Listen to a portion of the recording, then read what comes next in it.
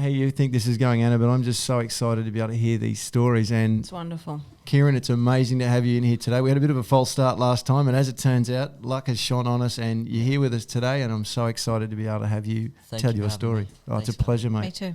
So, mate, look, I guess there's a bit of a theme running through what we're talking about today with you guys, and, you know, parents and what happens in your life based on your parent behaviour have no way that you're in control of that and how you manage it. So I guess the thing I'd love to just start right into it, mate, is tell us a little bit about, for you, it's a story about your mum. What was going on for you right back in primary school?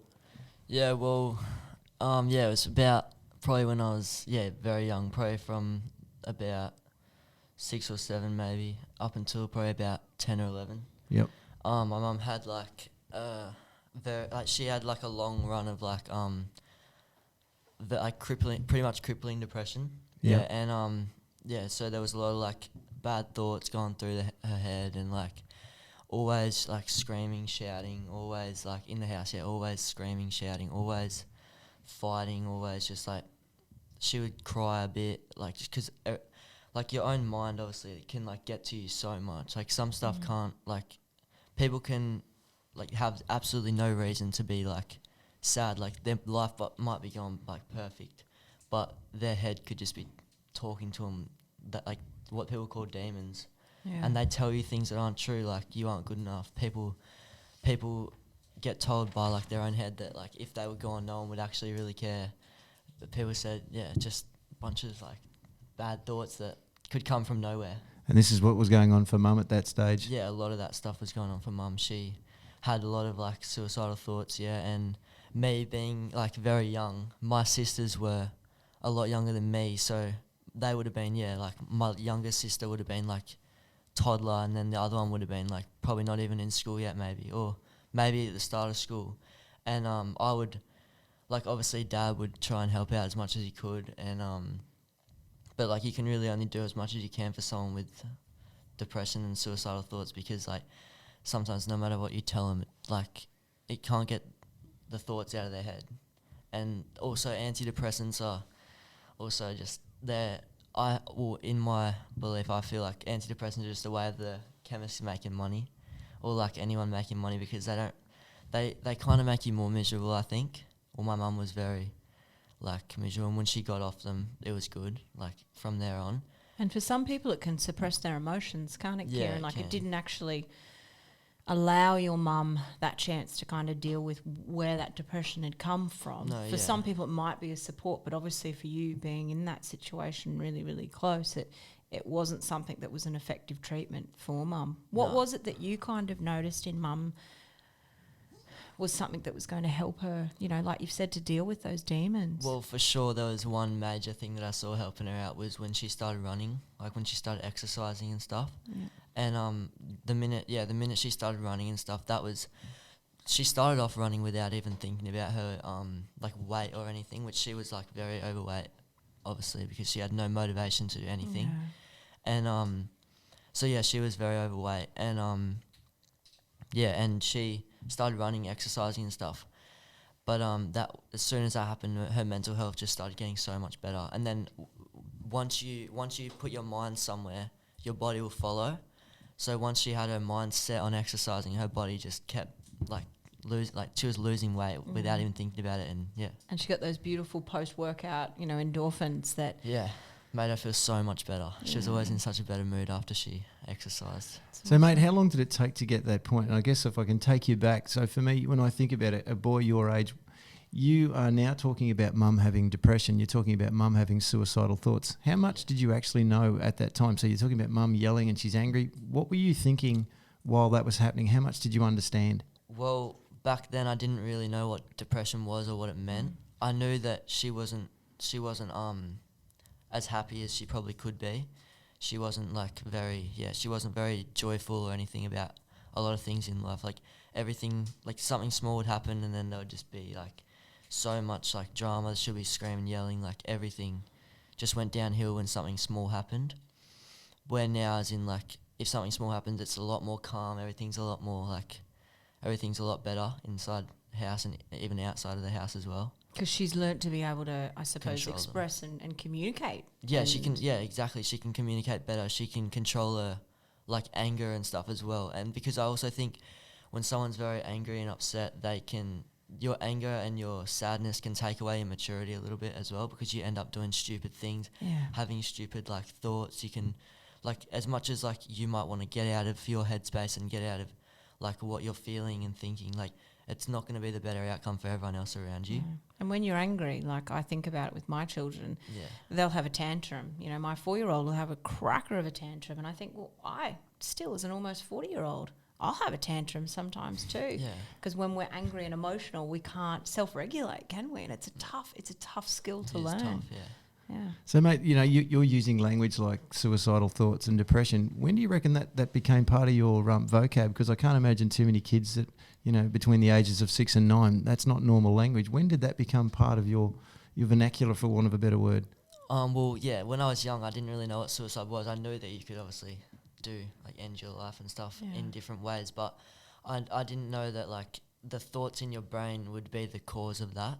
I thought you might, like, I didn't actually really know what I thought, to be honest, but, like, but I only really started realising what it really was and what the impacts depression can have on someone was, like, more when she started, like, getting better. But even towards the end of her depression, when she was kind of, like, coming back on the antidepressants a bit more, I kind of started realising what, like, it actually was. Like, I realised that, like, your mind can, like, trick you into a lot of things. Your mind can, like, you can't, there's no way you can escape your mind. Your mind is, like, in your brain, and that's what's telling you what's going on. Yeah. So, mate, I know that it's really only this year that you've had a chance to tell your story, isn't it? Yeah, I've only told this story about 5 times. Yeah, and 2020 is the pivotal year for Kieran Guthrie, isn't it? Yeah.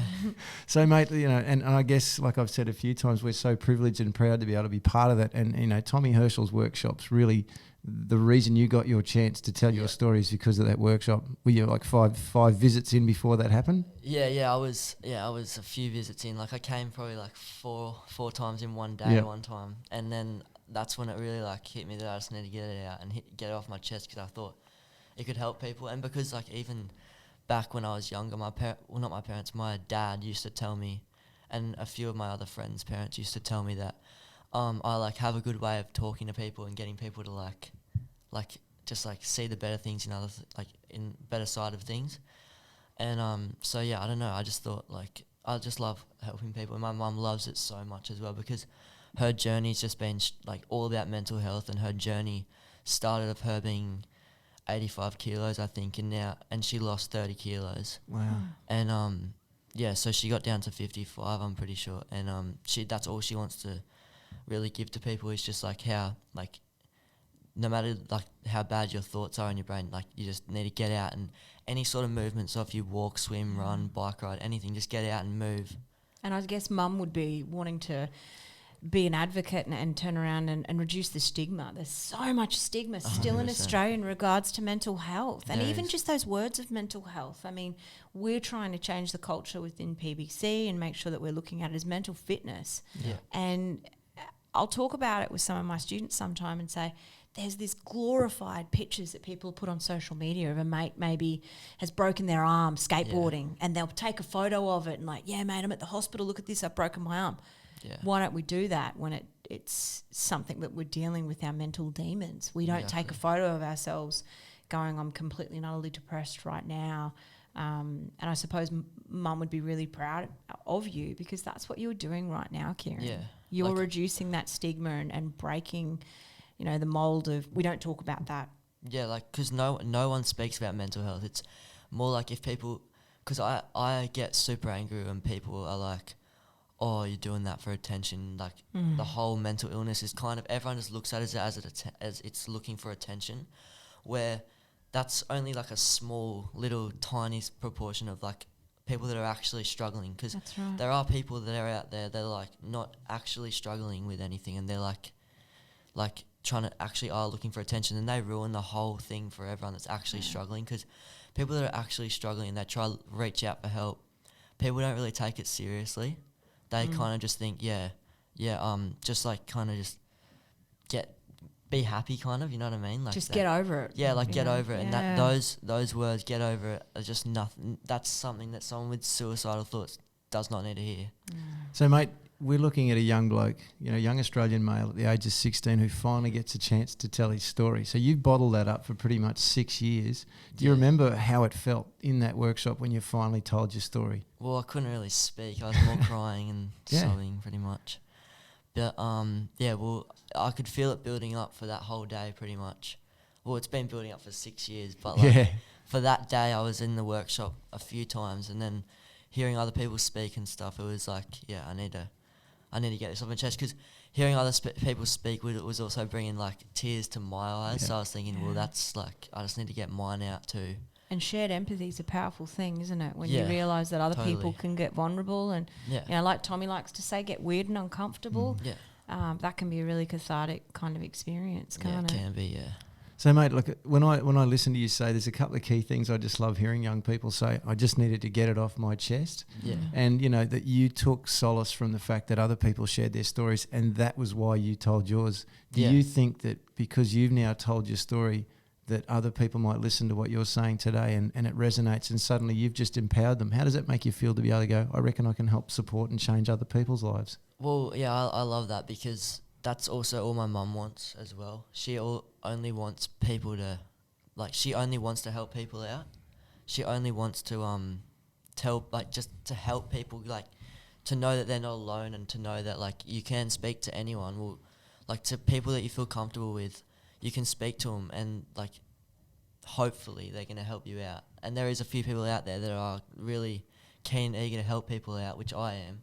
I'm keen to help people out, and because I hate the whole stigma around mental health, and it's just, I don't know, it's just ridiculous, because people are actually fully struggling with stuff and no one really cares. No. Did you have any of the young men in your session with Tommy, with the Growing Good Men, who turned around and said, hey, Kieran, I'd love to have a chat? Or did anyone reach out later on in school? I did have a few people message me later that night saying that I was strong and brave, and that's amazing. Yeah, and which I wasn't expecting at all, especially from people my age, because a lot of people my age are really not mature yet.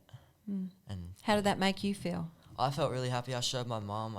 People messaging me. She was so happy about it, and that's awesome. I felt great, because I got something off my chest that I thought I'd get judged for, but there's actually people happy with what I've done and just congratulating me. And that's obviously solidified your relationship with your mum as well, that open communication. I know for me, and Bully, we've talked about it a lot, is the biggest thing that we want from our children growing up is just to be able to talk and to be able to understand that we're always there and they can communicate with us. So that's one of the most beautiful things that I'm kind of getting, that's resonating through this story, is that you are so passionate about supporting your mum and the journey she's been through, but that bond that you've shared through such a difficult time is amazing, Kieran. Yeah, because I used to, at a young age, I used to I didn't have a full understanding on what was going through her head at that time. Yeah. But I had, my mum thinks I had a connection with her during that time, and I used to just out of the blue write notes and write all these different things on paper, and kind of hide it under a keyboard at her desk. Oh. And then she used to just find it, and apparently every time she'd find it, it was just the perfect time she needed to read it, or I'd send her a message or something, and it would just be the most perfect time she needed to read it. And that, she said that I was the reason why she pushed through some days, and there was a lot of times where she pushed through because of things that I've done. That's really powerful, hey? Yeah. Look, I don't think it's unreasonable. I think you mentioned this a couple of months back. You're pretty much saying that if your mum was to say that something stop her going that next level, and is it possible that you saved your mum's life, that would be where we're at? I mean, in some places, I reckon, I would like to think that I helped her out a bit, and I would like to think that she thinks that as well. Yeah. Which I'm sure she does. Well, you guys have certainly had conversations. I can imagine the conversations you've had with mum are at a pretty deep level, and it's not something that everyone has the opportunity to talk to their parents about. You've communicated quite deeply. Yeah, and me and my mum have had lots of conversations about mental health and about the stigma around it, and about a lot of things about the whole topic of depression and mental health.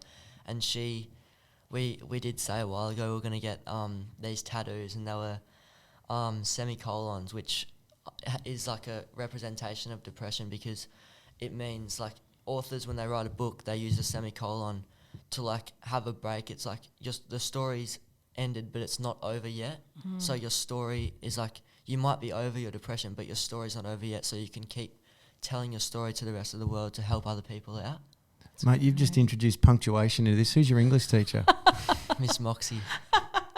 I hope she listens to this, you know. Miss Christensen will be stoked. So English proud. department. Yeah. Kieran Guthrie, punctuation podcast. There we go. Didn't think you'd put that all into a sentence, did we? So, mate, look, I listen to you now talking so positively, and you can see the smile on your face. And one of the things that I distinctly remember you saying to me is, when I tell my story, I just feel better. Tell me about that. Well, yeah, before I told my story to anyone, I used to just think I was alone in like also.